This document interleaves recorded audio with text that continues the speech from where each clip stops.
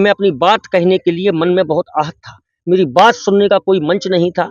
ऊपर के नेताओं को कोई मतलब नहीं है। कार्यकर्ताओं से संवादहीनता लगातार है। कार्यकर्ता का सुख दर्द कोई जानने वाला नहीं है। अधिकारी कोई सुन नहीं रहा है। उत्तर प्रदेश के महोबा में लोकसभा चुनाव में मिली हार के बाद भी भारतीय जनता पार्टी के भीतर बवाल कम होने को नाम नहीं ले रहा। भारतीय जनता पार्टी सीधे तौर पर कई धड़ों में बटी नजर आ रही है।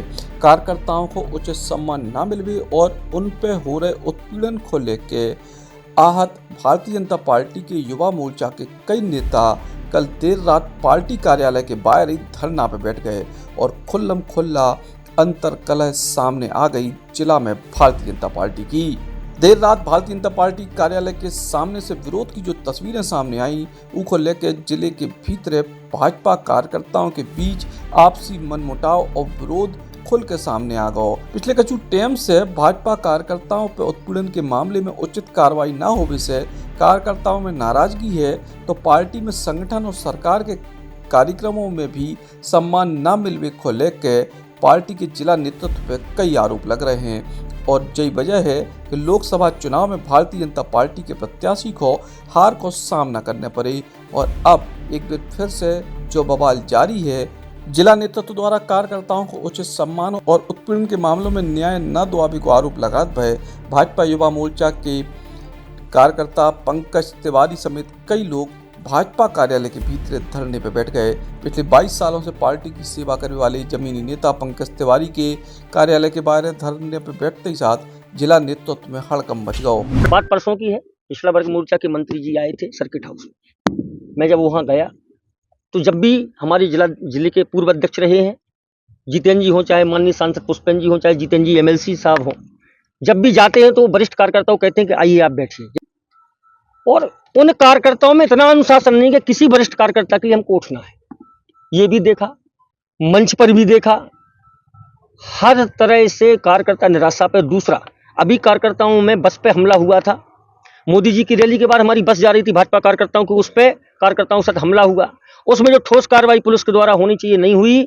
हमारा कार्यकर्ता परेशान होता रहा, उसमें आज तक कोई ठोस कार्रवाई नहीं हुई।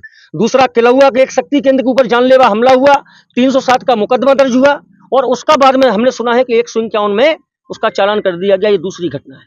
तीसरी घटना कई गांवों की है। हम आखिर क्यों विफल हो रहे हैं? क्योंकि हम कार्यकर्ता से संवादहीनता रख रहे हैं। हम जो ये काम कर रहे हैं, मुझे भारतीय जनता पार्टी मेरी मां थी, है और रहेगी। अगर मेरे द्वारा यह कार्य अनुशासनहीनता है तो जो भी भाजपा कार्रवाई मुझ पर करेगी, जितने दिन की करेगी, मैं उसको स्वीकार करूंगा। लेकिन मैं अपनी बात कहने के लिए मन में बहुत आहत था। मेरी बात सुनने का कोई मंच नहीं था।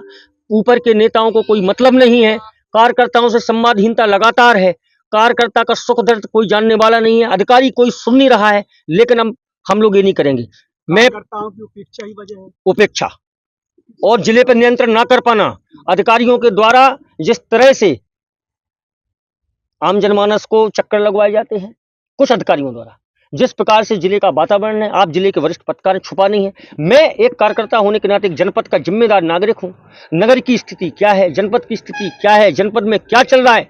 दूसरी बात, क्यों है और कब तक धरना जिले के सिस्टम के खिलाफ भी है। कुल मिला के भाजपा कार्यकर्ता के साथ भाजपा नेता के धरने पर बैठने के बाद उनको मनाने का प्रयास भी करेगा, लेकिन उनके द्वारा अनिश्चितकालीन धरना शुरू करके कार्यकर्ताओं के सम्मान की लड़ाई को जारी रखने की बात कही गई। महोबा से भरत त्रिपाठी, बुंदेली बौछार की रानी। Eklavya University Damoh will guide you towards a bright future. 28 acres of lush green campus, largest campus of Bundelkhand, experienced and dedicated faculty. 50 future-ready courses taught in 12 different schools, separate courts and ground for sport, fully equipped lab and workshop, safe and fully equipped separate hostel for girls.